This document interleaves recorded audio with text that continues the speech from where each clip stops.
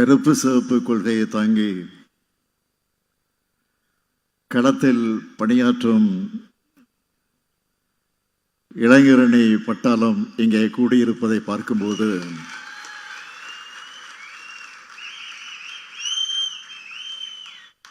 திருவள்ளூர் கோட்டமே திராவிட கோட்டமாக மாறியிருப்பதை பார்த்து பெருமகிழ்ச்சி அடைகிறேன். காலத்தின் நிறம்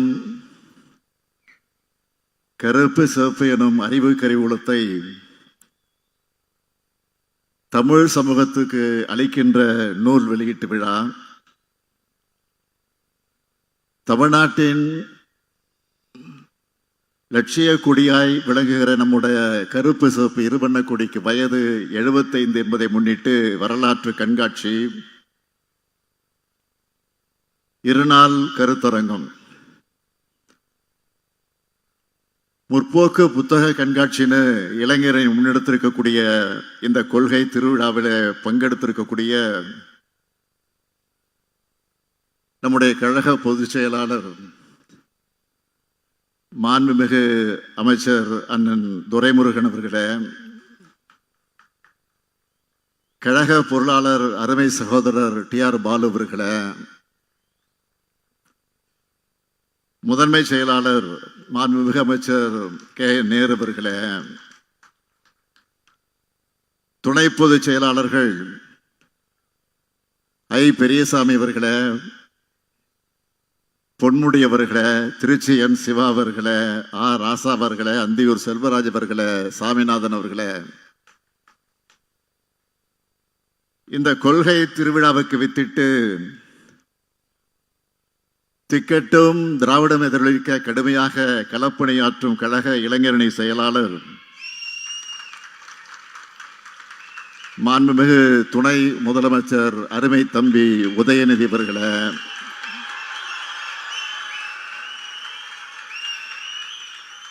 இளைஞரணியின் துணை செயலாளர்களே, மாண்புமிகு அமைச்சர் பெருமக்களே, நாடாளுமன்ற சட்டமன்ற உறுப்பினர்களே, கொள்கை உறவாக துணை நிற்கக்கூடிய தோழமை இயக்கத்தினுடைய தலைவர்கள் அண்ணன் வைகோ அவர்களே, சகோதரர் செல்வ பெருந்தகை அவர்களே, தோழர்கள் முத்தரசன் அவர்களே, வீரபாண்டியன் அவர்களே, ஈஸ்வரன் அவர்களே, நவாஸ்கனி அவர்களே, வேல்முருகன் அவர்களே, அருணாச்சலம் அவர்களே, அப்துல் சமத் அவர்களே, தமிமூன் அன்சாரி அவர்களே, மேயர் உள்ளிட்ட உள்ளாட்சி பிரதிநிதிகளே, ஆற்றல் மிக்க கழகத்தின் மாவட்ட கழக செயலாளர்களே, தலைமை கழகத்தினுடைய நிர்வாகிகளே, இயக்கத்தினுடைய முன்னோடிகளே, முற்போக்கு சிந்தனைகள் கொண்ட பத்திரிகையாளர்கள், என்னுடைய பெருமதிப்பிற்குரிய இண்டு ராம் அவர்களே, நக்கீரன் கோபால் அவர்களே, அன்புக்குரிய கோபண்ணா அவர்களே, எழுத்தாளர்களே, பேச்சாளர்களே, முக்கியமாக இளைஞரணி உருவாக்கி இருக்கக்கூடிய இளம் பேச்சாளர்களே,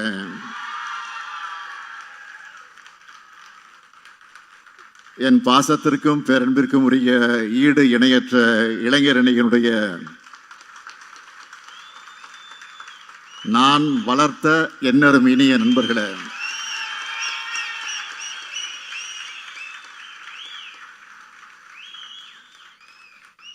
என் உயிரோடு கலந்துள்ள தலைவர் கலைஞர் அவர்களின் உயிரினும் உயிரான அன்பு உடன்பிறப்புகளே, உங்கள் அனைவருக்கும் என்னுடைய அன்பான வணக்கம். திராவிட முன்னேற்ற கழகத்தோட 75ஆம் ஆண்டு பயணத்தை நினைவு கூறக்கூடிய இந்த விழாவிற்கு அறிவு திருவிழான்னு உதயநிதி பேர் வச்சிருக்கிறார்.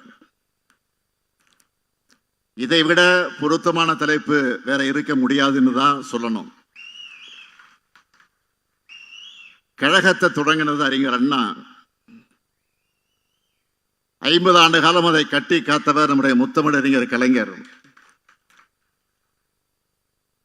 கழகத்தினுடைய முதல் தலைமையகம் பெயர் என்னன்னா அறிவகம். தலைவர் கலைஞர் கட்டிய தற்போதைய தலைமையகத்தோட பேரு அறிவாலயம். இப்படி அறிவை மையப்படுத்தி அறிவொளியை பரப்புவதையே தலையாய கடமையாக நினைச்சு இயங்கி வரக்கூடிய கட்சியோட 75ஆம் ஆண்டு கொண்டாட்டத்தை அறிவு திருவிழான்னு சொல்லாம வேற என்ன சொல்லி அழைக்க முடியும்?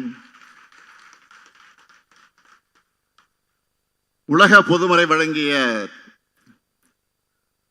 வள்ளுவருக்கான இந்த கூட்டத்தில் தலைவர் கலைஞர் விரும்பிய அறிவு திருவிழாவை ஏற்பாடு செய்துள்ள இளைஞரணியின் செயலாளர் கொள்கை இளவல் தம்பி உதயநிதி அவர்களையும் அவருக்கு துணை நிற்கக்கூடிய இளைஞரணியினுடைய தம்பிமார்களையும் நெஞ்சார பாராட்டுகிறேன்.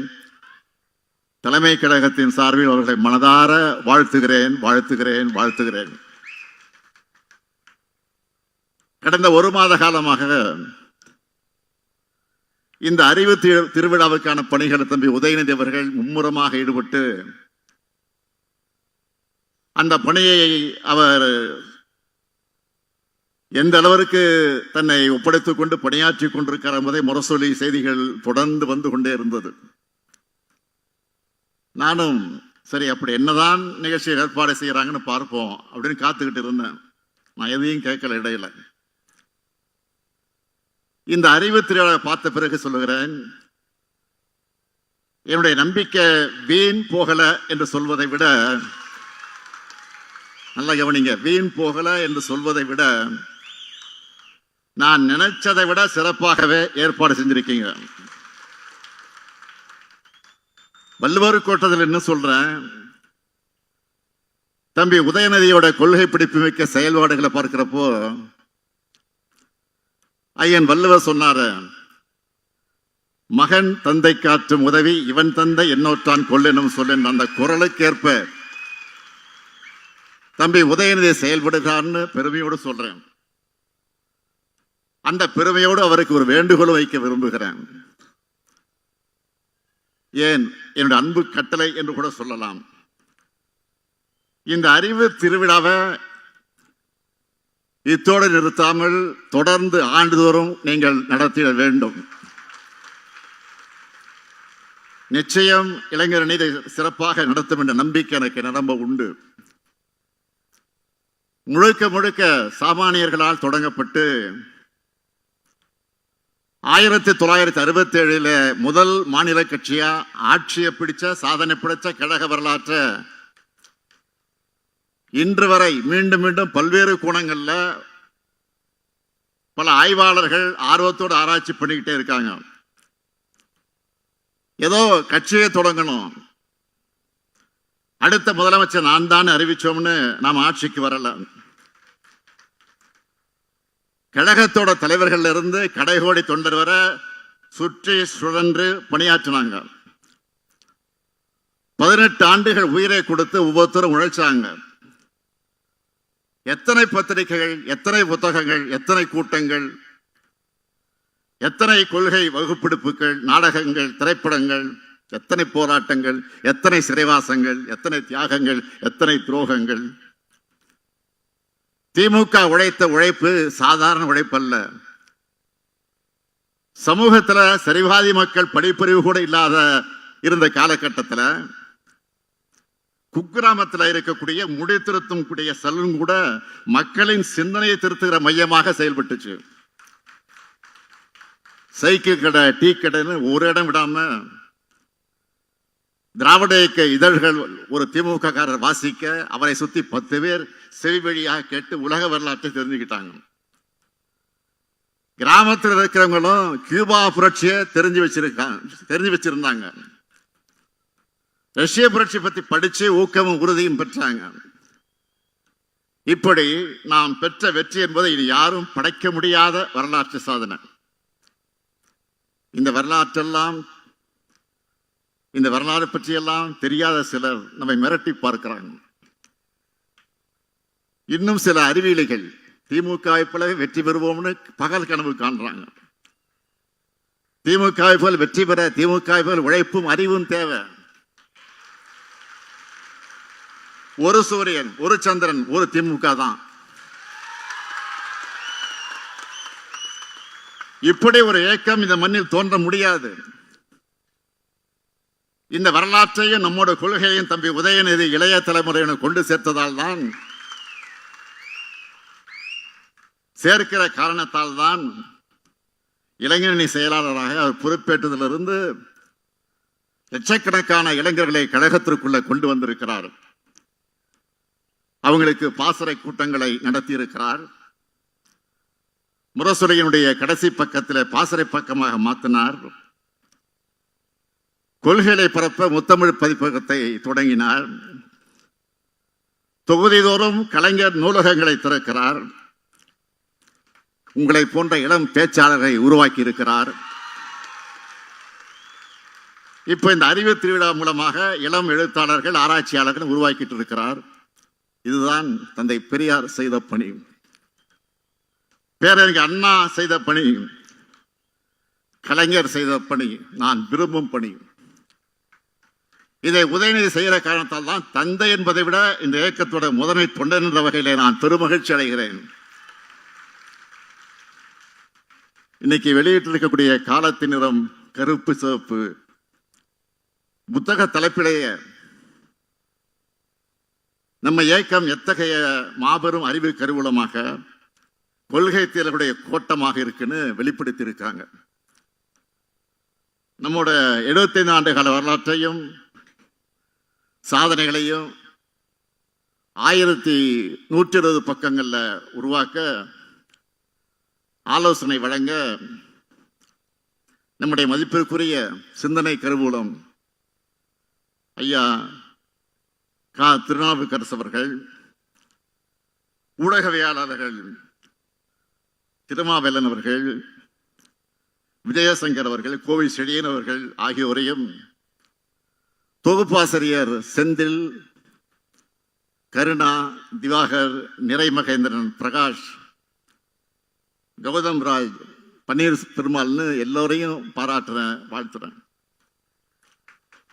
திராவிட இயக்கத்துக்கு சார்பானவங்க மட்டும் இல்ல, திராவிட இயக்கத்துக்கு வெளியில இருந்து செயல்படுறவங்களும் திராவிட இயக்கத்தை விமர்சிப்பவங்களும் கூட கட்டுரைகளை எழுதியிருக்காங்க.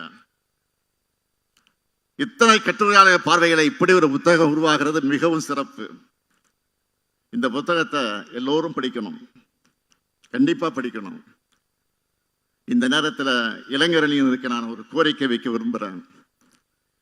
இந்த புத்தகத்தில் இருக்கிற கட்டுரைகளை காலத்துக்கு ஏற்ற மாதிரி வீடியோக்களாக மாற்றி சோசியல் மீடியாவில் எல்லாம் இளைஞர்களுக்கும் கொண்டு போய் சேர்க்கணும். நான் ஏன் இதை சொல்றேன்னா, அன்னை சோனியா காந்தி முதல் அகில இந்திய தலைவர்கள் அனைவரும் தங்கள் பார்வையில நம்மை அளவிட்டு எழுதியிருக்காங்க. இதுல ஒரு மாநில கட்சியை அகில இந்திய தலைவர்களும் மற்ற மாநில தலைவர்களும் புகழ்ந்து எழுதுகிற சாதாரணமாக எங்க நடந்துடாது. முக்கியமான தலைவர்கள் நம்ம இயக்கத்தை பத்தி சொன்ன கருத்துக்கள்ல ஹைலைட்டா ஒரே வரியில மட்டும் நான் இங்க பகிர்ந்துக்கணும் நான் விரும்புறேன். என்னுடைய அன்புக்குரிய அருமை சகோதரர் ராகுல் காந்தி அவர்கள் ஒடுக்குமுறையிலிருந்து மக்களை மீட்ட இயக்கம்னு சொல்லி இருக்கிறார். மதிப்பிற்குரிய லாலு பிரசாத் அவர்கள் சமூக நீதிக்காக 75 ஆண்டுகள் போராடிய இயக்கம்னு பாராட்டி இருக்கிறார். மதிப்புக்குரிய சரத்பவார் அவர்கள் கூட்டாட்சியினுடைய வலிமையான பாரம்பரியம் சொல்லி இருக்கிறார். மதிப்புக்குரிய அகில இந்திய கம்யூனிஸ்ட் இயக்கத்தினுடைய தலைவர் டி. ராஜா அவர்கள் சமத்துவத்தின் முகமாக இதை பார்க்கிறேன் என்று அவர் பாராட்டியிருக்கிறார். மதிப்பிற்குரிய ஃபரூக் அப்துல்லா அவர்கள் மதச்சார்பின்மை மற்றும் ஒற்றுமைக்காக பயணிப்பவர்கள் சொல்லி இருக்கிறார்கள். நம்முடைய அன்பிற்குரிய அகிலேஷ் என்ன சொல்லுகிறார்? எங்களுக்கும் திமுக இருப்பது லட்சியங்களுக்கான ஒருவன் சொல்லி இருக்கிறார். சகோதரர் தேஜஸ்வி அவர்கள் பீகார் மாநிலத்தினுடைய முதலமைச்சராக விரைவில் வர இருக்கக்கூடிய, எதிர்பார்த்து கொண்டிருக்கக்கூடிய தேஜஸ்வி அவர்கள் நம்ம ஜனநாயகத்தின் தோழனாக பார்க்கிறார். அவர் மரியாதைக்குரிய அரவிந்த் கெஜ்ரிவால் அவர்கள் அனைவரையும் உள்ளடக்கிய இந்தியாவை கட்ட நினைக்கும் இயக்கம்னு சொல்கிறார். இப்படி இந்தியாவே போற்றும் இயக்கமாக நம்ம திராவிட முன்னேற்ற கழகம் வளர்ந்திருக்கு. இந்த சாதனைகளும் வளர்ச்சியும் தான் பலருடைய கண்களை உறுத்துது. நாம் பேசும் சமூக நீதி, சுயமரியாதை, மாநில சுயாட்சி, கூட்டாட்சி ஆகிய கருத்துக்கள் இன்றைக்கு இந்தியா முழுமைக்கு பரவிடுச்சு. என்னடா இவங்க தமிழ்நாட்டிலே முடக்க நினைச்சா இந்தியா முழுக்க தாக்கத்தை ஏற்படுத்துறாங்கன்னு கோவப்படுறாங்க. நான் பெருமையோடு சொல்றேன், இந்த அறிவு திருவிழா திராவிடம் வெல்லும், அதை காலம் சொல்லும் என்கிற அந்த முழங்கக்கூடிய திருவிழா இது. இதை ஏற்பாடு செஞ்சிருக்கக்கூடிய, இதில் இடம்பெற்றிருக்கக்கூடிய புத்தக கண்காட்சியில இருப்பது வெறும் திமுக புத்தகங்களையும் திராவிட இயக்க புத்தகங்களையும் மட்டும் வைக்காம பொது உடைமை இயக்க புத்தகங்கள், அம்பேத்கரிய புத்தகங்கள், பெண்ணிணைய புத்தகங்கள், அனைத்து வகைப்பட்ட அரசியல் புத்தகங்களும் களமா முற்போக்கு புத்தக கண்காட்சியை ஏற்பாடு செஞ்சிருக்கிறாங்க. முற்போக்கு கருத்துக்களை மக்களிடம் அறிமுகப்படுத்தி அவங்களை எழுச்சி பெற வைக்கிற என்ற பெயர் தந்தை பெரியார் செஞ்சிருக்கக்கூடிய பணியை நீங்க தொடர்ந்து செய்வது எனக்கு பெருமையாக இருக்கு.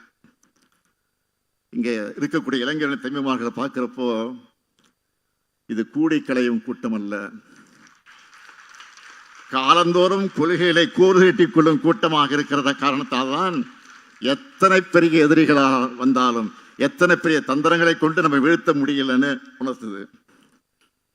கொள்கை ரீதியா திமுகவை வீழ்த்த முடியாத காரணத்தால் தான் இப்போ தேர்தல் ஆணையம் மூலமா திருட்டுத்தனமா குறுக்கு வழியில வீழ்த்த முடியுமான முயற்சி பண்ண பார்க்கிறாங்க. அதுதான் எஸ்ஐஆர். மறந்துடாதீங்க. ஏன் அந்த எஸ்ஐஆர் அவசர அவசரமாக நடத்தணும்? தேர்தல் நேரத்தில் குழப்பத்தை ஏற்படுத்தக்கூடிய, இது வேணாம்னு எல்லா அரசியல் கட்சிகளும் வேண்டாம்னு சொல்லியும் ஏன் நடத்தணும்? இந்த கேள்விகளுக்கு பதில் சொல்லாம, இதையெல்லாம் காது கொடுத்து கேட்காம தேர்தல் ஆணையம் எஸ்ஐஆர் பணிகளை தொடங்கிட்டாங்க.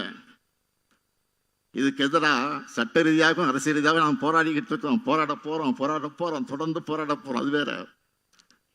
இந்த நேரத்தில் இங்க இருக்கக்கூடிய இளைஞர்களின் தம்பிமார்கள் நான் கேட்க விரும்புவது, களத்தில் வேலை செய்கிற நீங்க எந்த ஒரு போலி வாக்காளரும் இடம்பெறாம பார்த்துக்கணும்.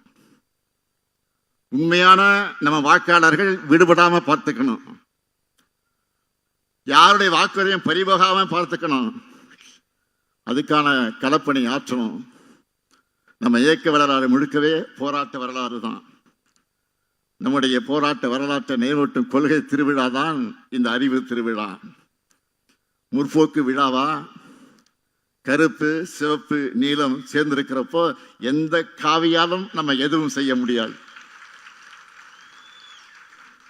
இந்தியாவின் ஜனநாயகத்தையும் தமிழ்நாட்டு எதிர்காலத்தையும் காக்க 2019 முதல் தொடரக்கூடிய நம்முடைய பயணம் 2026 மாபெரும் வெற்றியை பெறும். திராவிட மாடல் 2.0 ஆட்சி அமையும். தந்தை பெரியாரின், பேரறிஞர் அண்ணாவின், தலைவர் கலைஞரின், இந்த முத்துவேல் கருணாநிதி ஸ்டாலின் கொள்கை வாரிசுகள் இருக்கும் வரையும் தமிழ்நாடு தலை குனியாது, தமிழ்நாடு போராடும், தமிழ்நாடு வெல்லும். நன்றி, வணக்கம்.